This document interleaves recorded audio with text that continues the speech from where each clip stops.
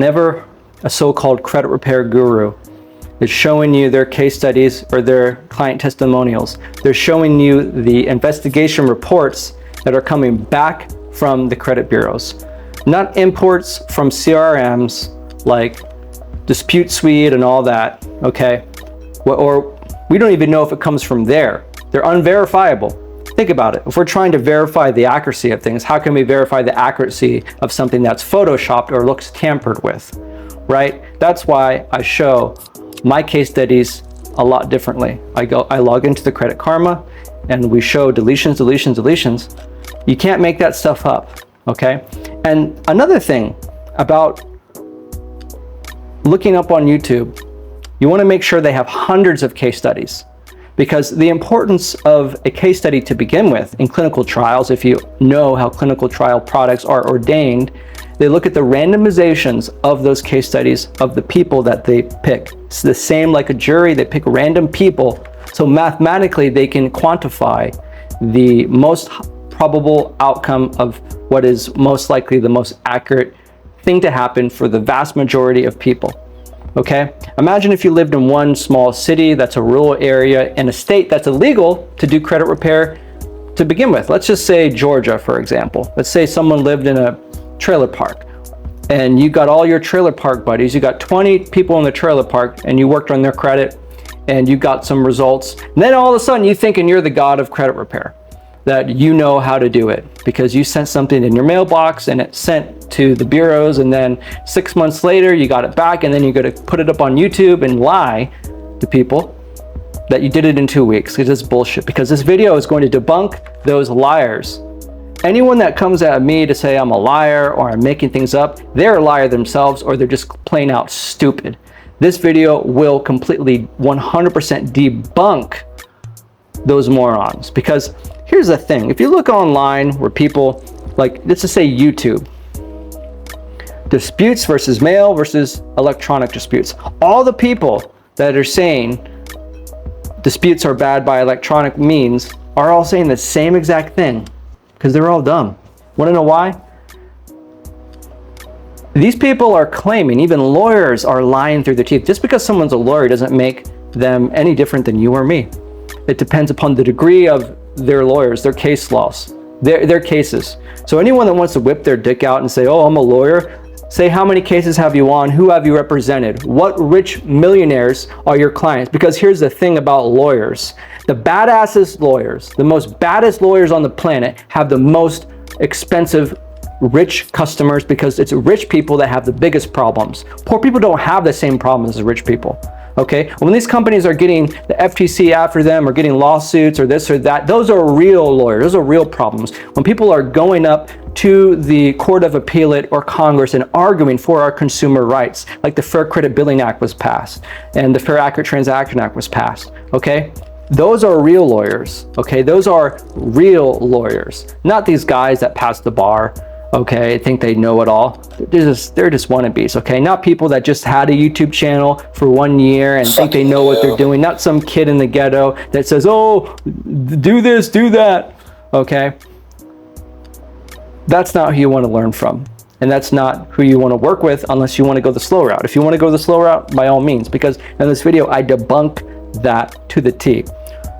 One of the biggest claims that people are saying in the YouTube space are saying disputing online forfeits your rights. No, they don't. That is 100% a lie. I put my life on all of this stuff that I'm saying right here. I'll bet my life on this stuff right here.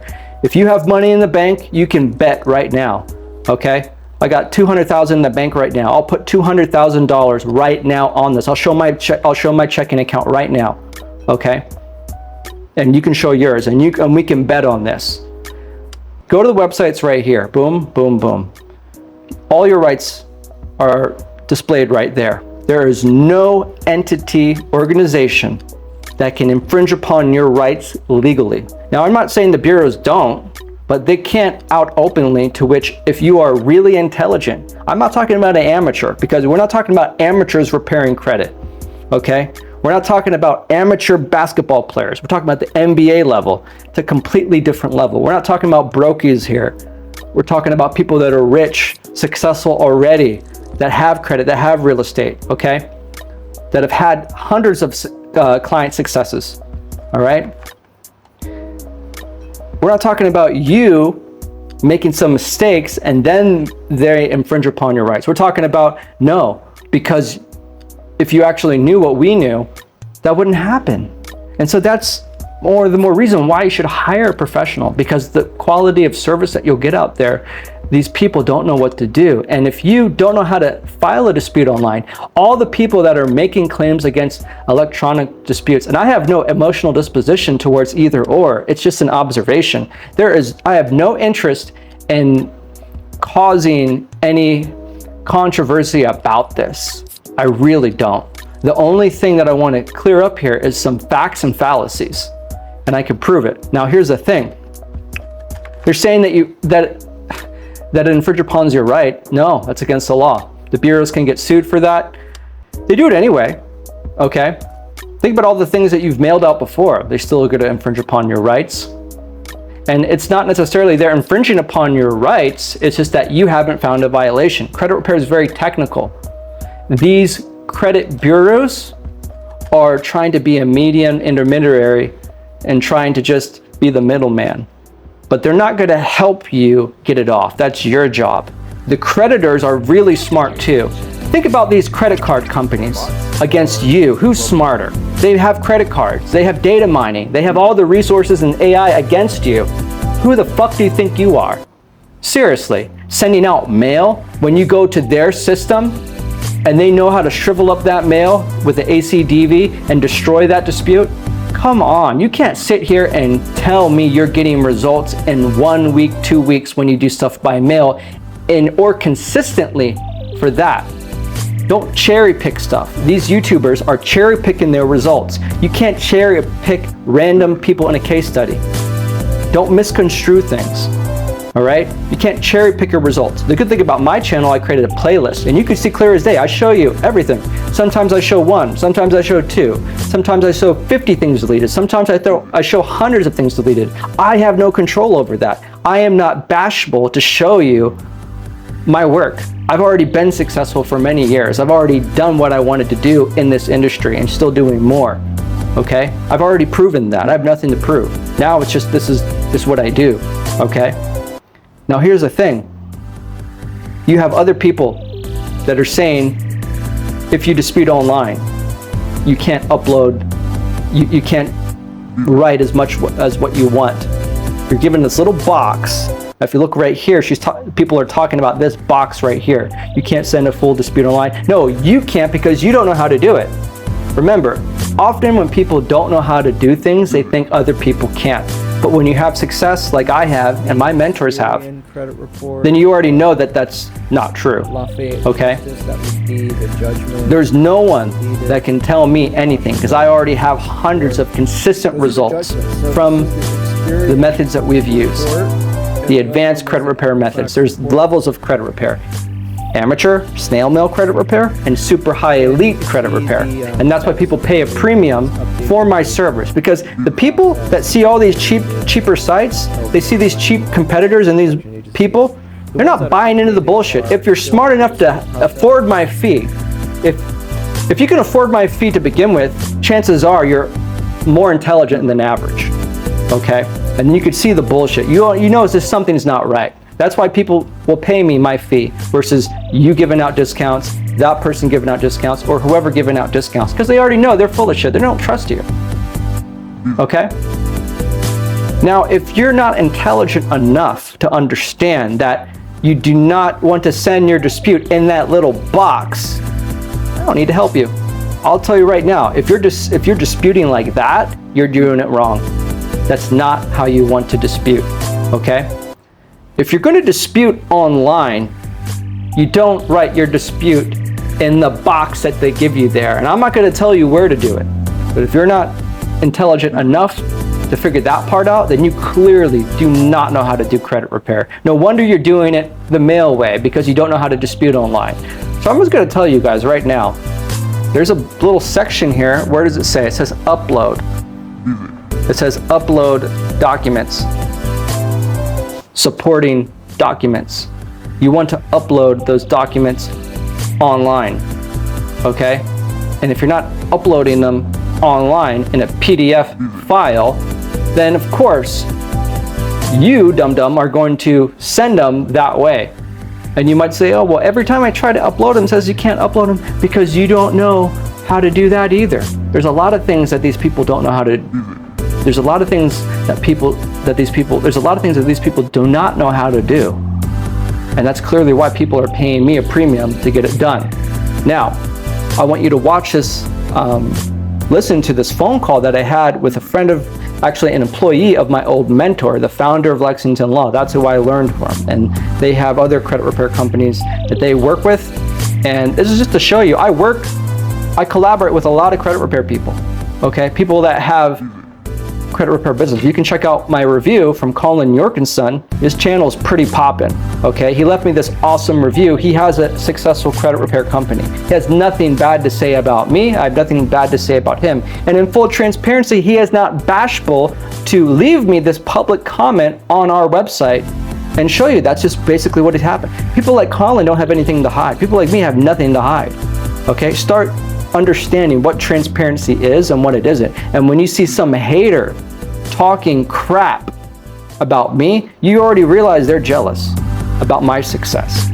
I've had this channel for a while and I've been active for a year, and I've never come across people that act so vile and so disgusting, okay? And I never go out of my way to just badmouth people, but if someone is actually saying some BS, I will chime in and educate people, but it's never to bash them personally. It's never to destroy their business, okay? But people that have the intent to destroy my business are the same people that you should watch out, because those are negative people that you do not want in your life.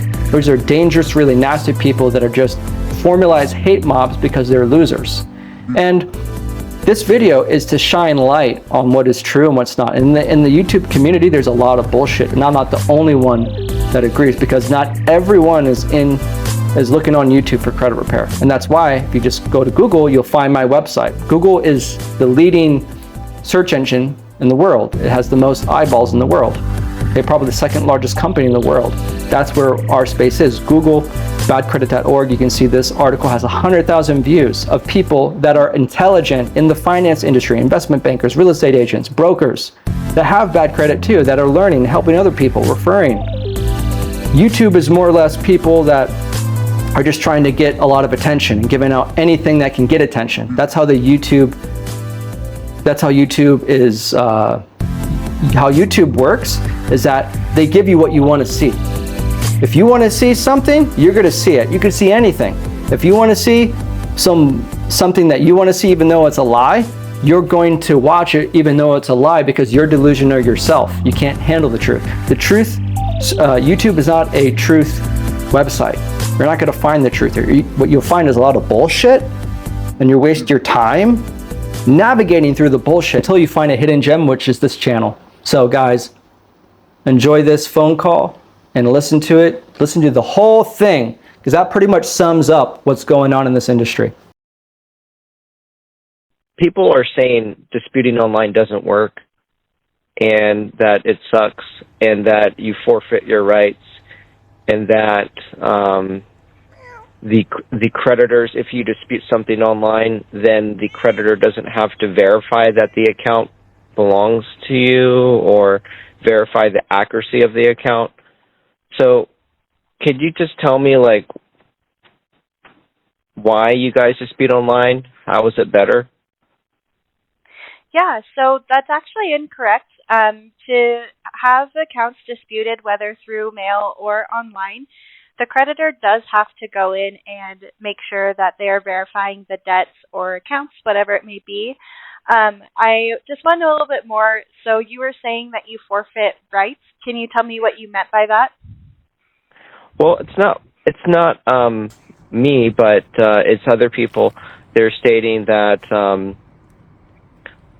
you're basically forfeiting your rights. They're kind of vague when they say, but you can just go on YouTube and you could search this topic. And people are saying they're only using Experian online portal as an example. And it seems to me that there's not a lot of these videos, but the videos that are out there, they're only using Experian as a reference, and they're basically stating that, so basically, someone said that you don't have the creditors have to verify the account belongs to you, but that's against the Fair Credit Reporting Act. So no creditor or data furnisher can violate the Fair Credit Reporting Act. So that kind of goes out of the window with that argument. So another thing is that they say that when you dispute online, the creditor, it's easier for the creditor to prove a case against you, and that case could be basically invalidating your claim. So there's multiple claims you can have against a creditor. It could be like anything that's on the report on the account, right? So there's many things essentially, but that's basically what they're saying. They're saying you're making it easier for the creditor to prove that you're wrong. Do you find that to be true? I don't. So I've been working in this business for probably about 2 to 3 years, and I've never heard of that before, not in any sort of training or anything that I've experienced myself. So I actually have used that credit. Sorry? You work with, right? They're coworkers of mine, yeah. Yeah. So, I mean, they're great. I mean, they're the best in credit repair, actually. So there's no one really that's better than them. And then look, he wants to go home. Yeah, I mean, like, because there's a lot of people, there's people out there that are on YouTube, and the YouTube space is really, really fake. And right. The arguments that I'm seeing as a case to disputing online is just not really strong, and it conflicts with the Fair Credit Reporting Act. No creditor, no data furnisher can violate the Fair Credit Reporting Act. And when you can prove that they are being negligent of it and violating it, you have a case against either or, the creditor or the credit reporting agency, the bureaus. So that kind of throws that argument out of the way. Another thing is that, what was I going to say? I forgot my point, my train of thought. So why would you say disputing by mail is bad or is ineffective? So, in my opinion, and also just what I've seen happen for my own credit profile and for other clients, it just takes a lot longer. Because when you dispute through mail, it's called snail mail for a reason. Sometimes it can take several weeks for it to get to a creditor. And so, you're waiting for it to get to them, and then you're also waiting for them to respond. And within that, the claim can expire because I believe it's around 30 days that they have to get back to you. Or sorry, not expire, but you have 30 days from the time they receive that notice.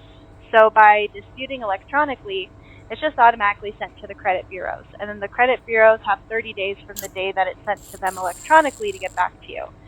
I think it's, everyone knows nowadays, email or just simply doing things through computer is going to be faster than going through the mail. Yeah, it's kind of common logic, yeah. There are people that dispute online and they have no success. And I think that's because, it's obvious that they don't know how to dispute online. Because disputing online or mail doesn't ultimately decide whether something gets off. That's just the median that you use to dispute something. However, the experience and the intelligence and the violations that are circumstantial to the individual would, in fact, heighten the chances of the success. But again, if the person is not experienced and they're just getting trigger happy, because, you go on Experian, you have those plus signs. You go on Credit Karma, you can dispute something, TransUnion, whatever, Equifax. You click dispute, you get excited, and you think it's automatically going to fix itself. Especially when people aren't getting all their documents or PDFs and other correspondence, because you have to upload those things. So the majority of people aren't doing that. Oh, sorry. No, go ahead. Sorry, there's like a delay with my headset, so sometimes I can't tell if I'm accidentally interrupting you. But also sometimes too, being super transparent, I feel like people think that just because they dispute an item, it's going to be removed. The only reason that disputed items would be, or items you dispute can be removed, is if it's not reported correctly, if the account hasn't been maintained properly, or if it's something that you've already paid off that shouldn't be on your report. So some people. The second one is interesting. Yeah, go ahead. Oh, I was just saying some people are under the impression that just because you dispute it means it's going to be taken off. So I think that's why some people get frustrated with the disputing process, because they would rather just not take accountability for some debts that are there instead of, just try and figure out how to work it out with their creditor. Does that make sense? Yeah, it's mainly due to consumer ignorance and lack of training, because to repair credit is a profession and it is a skill set.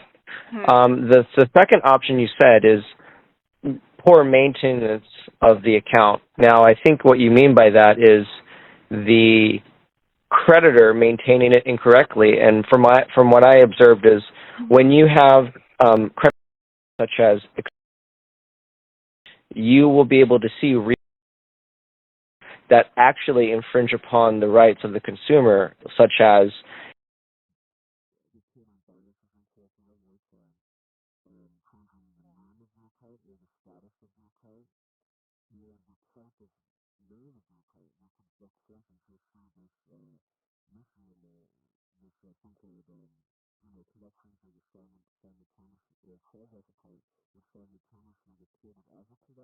also report late payments.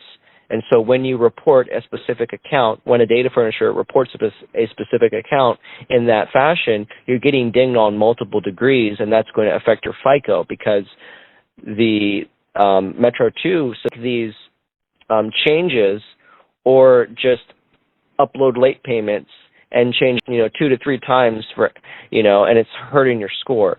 So that would be an example which I think. So you can find that through credit monitoring, and during the dispute process, you may also see that creditors are divert the dispute and also prolong it or even negate it, in the sense that they could get away with pulling a fast one before the bureau has to get the answer from them, and they could say, oh, well, this is how they verify, quote-unquote, verify the account, when they're not even providing the consumer investigation and the means they use to verify it. And so once they say that, oh, this account has been verified, well, they miss the other requirement of the law, which is when they actually say that it's verified, because it's just an ACDV anyway, they'll not provide scope of the investigation to the consumer, and still adverse action was given to the consumer, because as the law states, when you dispute the item, there's supposed to be no adverse action given to the consumer, but the consumer already received negative points, before and during the dispute process. So that's already a violation right there too. And then the other one is that they didn't send the scope of the investigation. They didn't transparently demonstrate how they verified that account. And then another thing is that bureaus can verify the account and also the creditor. So it really depends who does it, because the bureau on the report, it will say we or the creditor provided information that entails the accuracy. However, that is your proof that since the creditor provided the bureau that information, how come they didn't disclose that information, the same information, to the consumer? And so if you can prove that they didn't do that, then they're definitely in violation. So that's using a negative as a positive, whereas, you can quickly get a deletion when, they do that whole verified as accurate bullshit. That's kind of like what I see. Yeah, okay, so that's good. So I just called because, people are swearing, the arguments that they're coming up with are just not like strong at all. They're just like kind of like stupid. There's just no. It's more or less opinion based. It's not based That's upon what I was anything gonna say. other It than sounds their biased. opinion. Yeah, it's totally biased, and it's just crazy because another thing is I'm not sure if you're familiar with, but Vaguely. have you ever vaguely okay? Have you ever looked at the C? I haven't actually. I haven't used it in a year or so. Okay, well, it's a great tool to use because you do get those, or you could use it because it can show you see the alerts. Well, in that section, it'll say, and then an item got removed. Well, it would say it was removed in a certain period of time. It will give you 2 dates, like a window of time. Have you ever seen that before? I don't think I have. So I use within the credit, I use the score watcher and things like that to monitor my credit. I haven't used any of like the free apps and things like that in quite a while. Oh, got it. Okay. Well, essentially, this person was saying that the account wasn't removed during that time frame. Like, so we were able to remove like some stuff like within a matter of days, like a week. And this person opposed that and said that they're not actually removing that account within that time frame. It's just that that's the reporting cycle of the account. And then they just noted that the account was removed within the reporting cycle. But that's BS because no account, when you dispute an account, it doesn't get removed off during the reporting cycle. I mean, it gets removed off when it gets removed off. Like, let's say if you have a credit card, and it reports a certain, and it also depends upon what's being reported, because you have an open account and then you have late payments. Okay, those payments are reported, let's say between the 21st or the 24th, between those 3 dates. Every card is different, and not all cards are the same. The reporting cycle for each card, for each customer, they're reported differently. So that person is basically assuming that he knows specifically the reporting cycle for that individual client, and that all accounts that are disputed and proven to be inaccurate are only removed during the reporting cycle, i.e. the opening and closing date of the card, which is false, because that means the creditor would have to wait until the reporting cycle, meaning the opening and the closing date of it, to remove it. No, that's BS.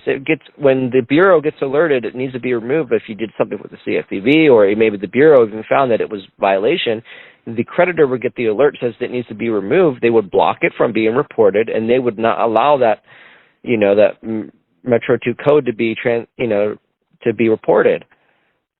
So it's just like, I don't know. This person is like being really stupid. It's like so stupid. So yeah, I think do you have? It's definitely based off of bias. Oh, sorry. I was just saying it just sounds like a very biased and not very well researched opinion. And I mean, the internet is like that with just about any topic that's out there, right? There's always someone who's on the opposite end of an argument. Yeah. Oh, yeah. I feel like YouTube and especially like Twitter, they can be kind of toxic when it comes to people's perspectives. Like people don't have very well balanced. Yeah. And I think people also just like to find ways to demonize the system. Like, I understand why some people would not necessarily love the idea of a credit score, but the reality is it's the system that we all have to work with. And so you either learn to work with it or you don't. And I feel like some people try to, not intentionally, but maybe just scare people away from wanting to work on their credit because they just don't understand the point of credit and how important it is in the first place. Does that make sense? Well, yeah, but the more reason is because people want to make money doing credit repair, and they want to pretend that people can't do it. Well, here's the thing. We already know people don't know how to do it, because if you looked at the CFPB's study, they saw that only 2%, less than 2% of disputes were actually being answered by. And the reason, if you look at the lawsuit that they had, the reason why they weren't being answered is because they were marked as frivolous or erroneous or somewhere in that category, and that's due to incompetence. And also other mainstream credit repair companies are sending out templates because they're mass producing credit repair. And yeah, so they are doing templates, and the bureaus know that, hey, this is an unauthorized third party, blah, blah, blah, and they could actually kind of gray area legally kind of not give them the justice and due diligence. So that was their alibi, but it's obvious most people don't have either. They don't have time to do it. It takes a skill. It takes a professional to do this. I'm not saying that just because it is, but other people that do the mail stuff, they want to lie and they want to act like you can't do it online. Well, people, they shouldn't do it if they don't know what they're doing. They should hire a professional, but it's still not a good argument because online is way more efficient. Way more efficient. Yeah. But I just don't know why someone would actually make that argument. Even there's a lawyer on Google, he had a post about it. You can just Google this topic. And he was saying that he said the things that I told you earlier, but those arguments, I already threw them out. I'm just trying to find a reason. I'm just trying to find, like, a valid argument against the case that disputing online is wrong or bad. I mean, or ineffective. Because all the results I got absolutely, utterly insane. Because the majority are just absolutely, utterly insane. Because the majority of people we sent, they hired multiple people, and even a good amount of people did credit sweeps, which are, false affidavits, stuff like that, or just mail disputes, fax disputes, whatever, right? So it's just like, it's just kind of weird. Right. I agree with you.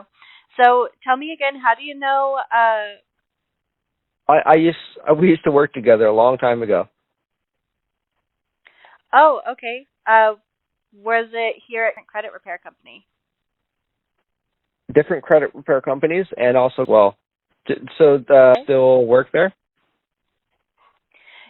Yes, I believe so. They're still what we call now case managers. So they're the people who are, of course, working on the credit. Oh, awesome. Okay. Yeah. Well, that's kind of like why I called. Let me see if I have anything else to say about that. What else? Yeah, if you don't, I hope this doesn't come across wrong, but were you just trying to, like, get more information about credit repair? Because especially where you've already worked here and with them before, it sounds like you know a lot about it. Yeah, I was just trying to collaborate. And yeah, there's definitely, if I'm going to learn anything, it will be from those two. So I just was kind of debating about this with someone, and to this day, I haven't found any valid case against online disputes. Gotcha. Yeah, Yeah, that makes sense. Yeah, so, I mean, it takes 7 to 10 days for mail, and that's in a perfect world. COVID, supply chain is backed. Like, when was the last time you ordered something? Are you getting it are you getting it like you used to order stuff back, like, years ago before COVID? Probably not, right? So supply chain is definitely behind, and it takes 7 days for you to send it, and then they get it, and then it gets sent to another department, which takes some time, and then they mail it back to you, and then it takes even more time. And so these people that are claiming to get results in 30 days by mail, I think that they're lying. I just think it's not probable, because Lexington Law is the juggernaut of credit repair, and they do mail disputes, but they never have any case, like very, very rarely do they ever have case studies where they say they got deletions in 30 days. Yeah, if you look at their Yeah. success statistics on their website, it's like a 23% deletion success rate after 4 to 6 months. But that's still kind of a window, 4 to 6 months. But that's what they state on their website. You can look, 4 to 6 months, 23% deletion. So they're giving that success statistics after the 4th month, which makes sense.